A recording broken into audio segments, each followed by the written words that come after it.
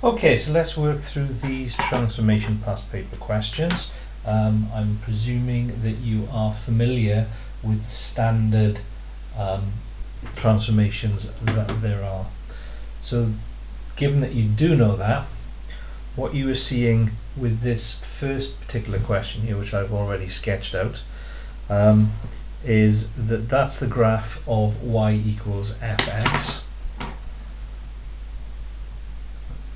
And we have to perform this set of transformations to it. So we've got y equals 2 fx plus 3. So when we have a shift inside, so that's to the input of the function, that has the effect of moving 3 units in the opposite direction. So each of these points is going to shift, first of all, 1, 2, 3 units in that direction. And then what the 2 has the effect of is that whatever the output of that is, which what the y coordinate is now going to be multiplied by 2. So the whole shape is going to move 3 units to the left, and then the y coordinates are going to be doubled. So shape moves 3 units to left, and then the y coordinates doubled. So where that's going to end up then is that that one will move 1, 2, 3 to there, and when you double 0 you get 0, so there's no shift there. This one will move 3 units that way, 1, 2, 3, and then the y coordinates, which are 2, will be doubled to there, so that point becomes 1, 4, and then this point will move 3 in this direction, 1, 2, 3 to there, and its y coordinate would be doubled. Well, you double 0, you get 0.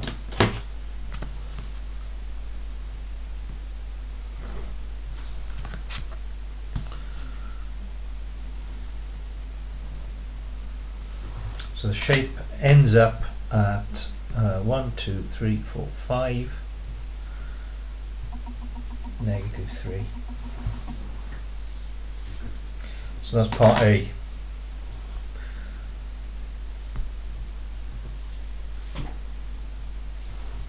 Part B, on a separate diagram, sketch the graph of f equals 2x plus 1.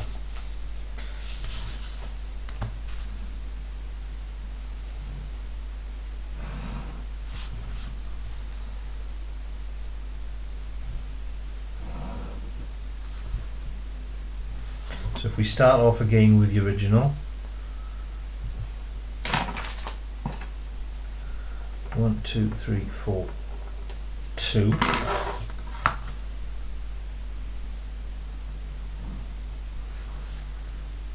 And 8. 1, 2, 3, 4, which is there.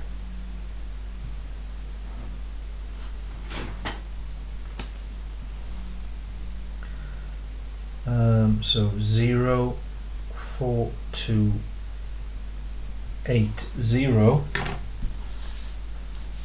and this time we are looking for y equals f of 2x plus 1.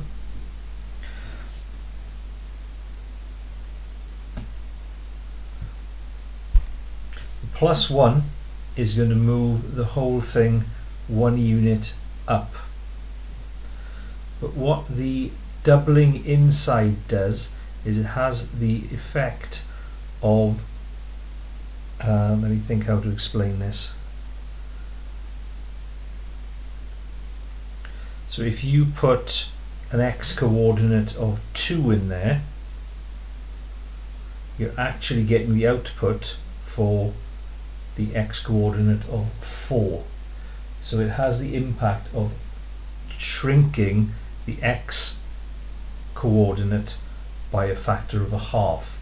So that point there will end up at half the x coordinate, which will be there, and then you're going to add 1, so that point ends up there.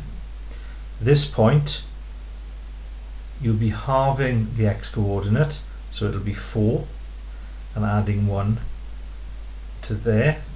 And this one, you'll be halving 0 is 0 and adding 1 to there. So the function basically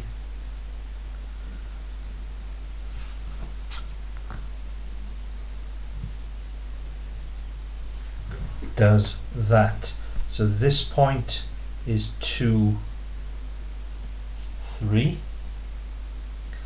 This point is 0, 1, and this point is 4, 1. So it's taking the x coordinates and halving them, and then because we've got the plus 1 on, it's also shifting the whole shape up 1.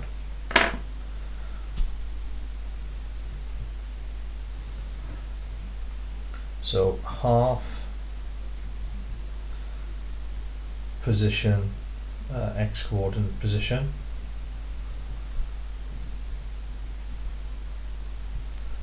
and 1 to y coord position. So 4, 2, you're halving that, adding 1. 8, 0, halving that, adding 1 to the y coordinate. So that's question 1. Question 2.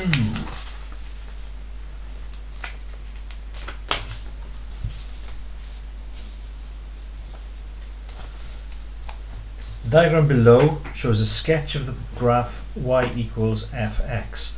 The graph passes through the origin and the point -2, 0 and has a minimum point at -1, -2. Sketch the graph of 2f of x minus 3.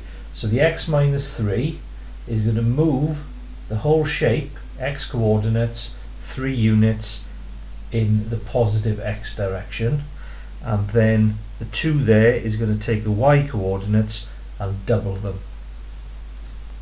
So the shape, so let's see what mess I can make of this.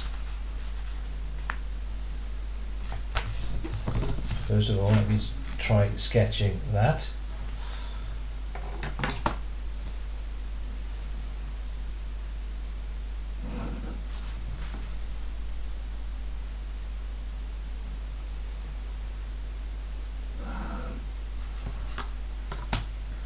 So if I go -1, -2, -3,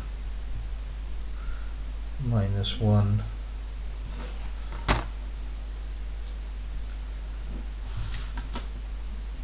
-2, -3, 1, 2, 3. So this curve is at there. It's at -1, -2, which is there, and then back through that. Hang on. -2.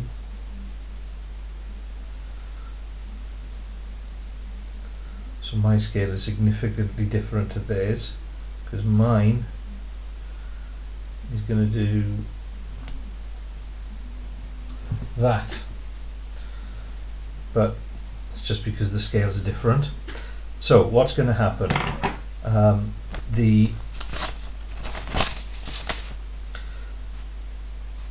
x coordinates are all going to move 3 units in this direction. So that one is going to be 1, 2, 3 there. This one is going to be 1, 2, 3 there. And this one will be 1, 2, 3 there. And then the y coordinates are all going to double. So this one has got a y coordinate of 0, you double 0, you get 0. Similarly, that one's got a y coordinate of 0, so it will stay there as well.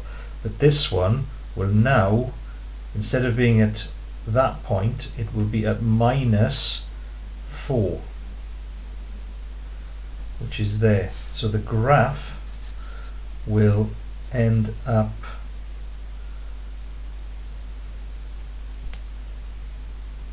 doing that. So this point is going to be 1, 2, minus 4. This point will be 1, 0, and that point will be 3, 0. So sketch, indicate the coordinates of the stationary point, 2, negative 4. And the point where it crosses the x-axis will be 1, 0, and 3, 0.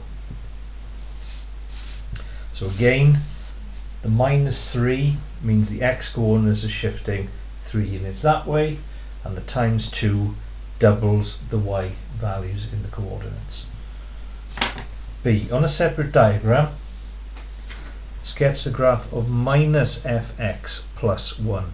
Indicate the coordinates of the stationary point and the coordinates of the point where the graph crosses the x-axis. Right, I'm not going to draw it again. I'll put it on this graph and I will go to green. So what we've got now is the plus 1 is going to add 1 to the y coordinates, and so it's going to move everything up 1. So that point minus 2, 0 will now become minus 2, 1. That point will go to there, and the minus will flip the shape up. So it will now, rather than be at minus 1, minus 2, it will be like that. So the graph is going to do that.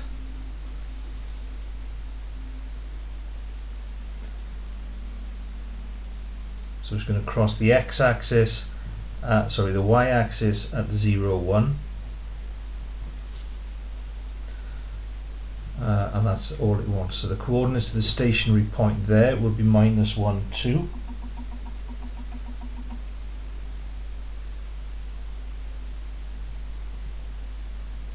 Sorry, no it won't, because they'll have gone up. If it's 2 there, it's moved up 1, so it'll end up at 3. It's my mistake. Minus 1, 3. Not minus 1, 2. It will have flipped, but also that point will have gone up 1 before it flips. So that's question 2.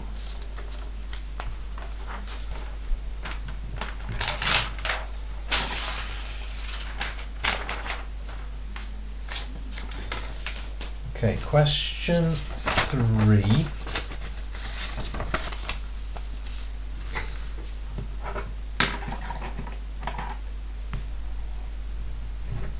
Given that fx equals ln x, sketch on the same diagram the graphs of y equals fx and y equals 4fx minus 1. So the graph of ln is the inverse of e to the x. So if you haven't seen this on the clip that I've done on modulus, e to the x, you should know, looks like that. And you certainly need to know that. Then you also need to know from functions work that e to the x and ln x are inverse functions, and inverse functions reflect on the line y equals x. So if you turn your page so that the mirror line is along your line of sight. It's usually easier, in my view, to draw that. So this ln x is going to cross there, and it's going to come like that, and then approach, and then move away. So hopefully you can see that that's not a bad reflection. So that's what y equals ln x looks like. So if you can't remember, just remember it's a reflection of y equals x. Now what's going to happen to this is the x minus 1 bit of it is going to move it one direction, 1 unit that way. So rather than crossing there, it will cross there. So instead of crossing at 1, it will cross at 2, and then the 4 will make it a lot steeper.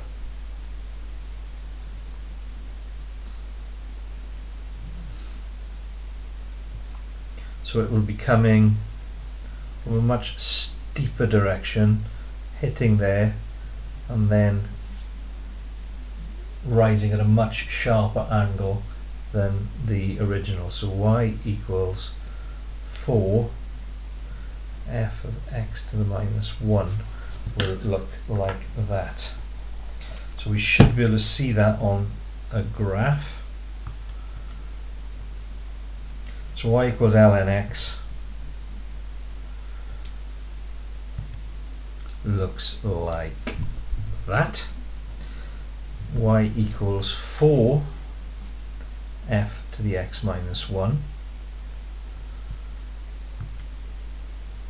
will look like this. So the way that we would write that is 4, and then the function is y1. So variables y1 x minus 1, like that. And you can see there that it's crossing further and getting much steeper. If I zoom in on that, just to get a better view of what's happening, so if I draw a box,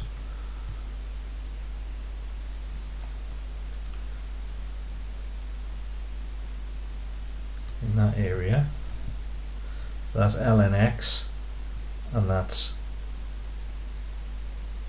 4. Was it 4 I did? Yes. So that's what you're seeing on my sketch there.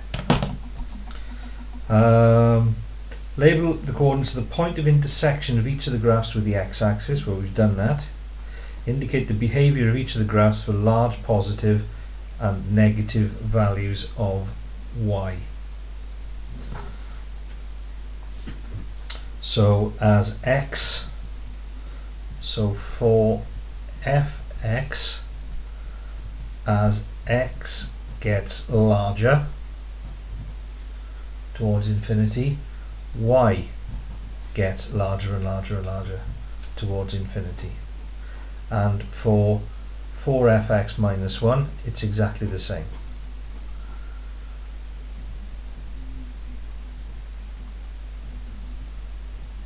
Ditto. As x gets larger and larger and larger, y also tends towards infinity.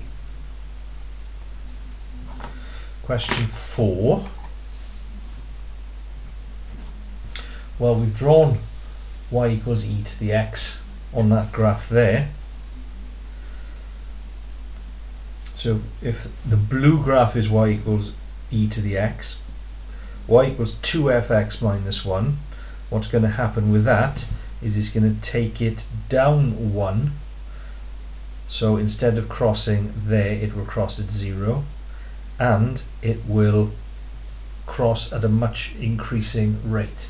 So what we're going to have for this one, and because I've taken care up there, I'll just sketch it quickly here, is y equals e to the x does that. Y equals 2fx minus 1 is going to cross there.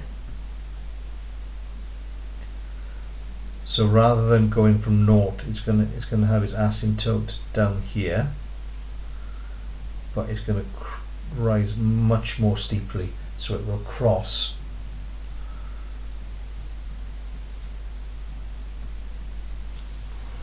like that. And again, it'll be the same relationship as that there. So that's question 4. And then finally,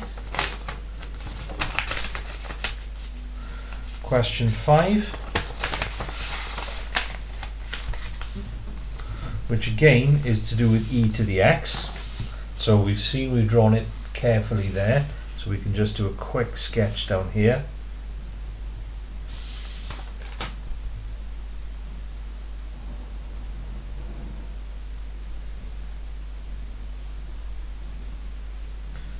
So that's y equals e to the x, crossing at 1. Now with this one, it's going to cross at 3 instead. So rather than zooming in from 0, between 0 and 1, it's going to be zooming in between 2 and 3, because it's been moved up. So it's going to be moving like that. And then, because the y coordinates are being doubled, it's going to rise very sharply, more sharply than y equals e to the x. So that's your y equals 2fx plus 3.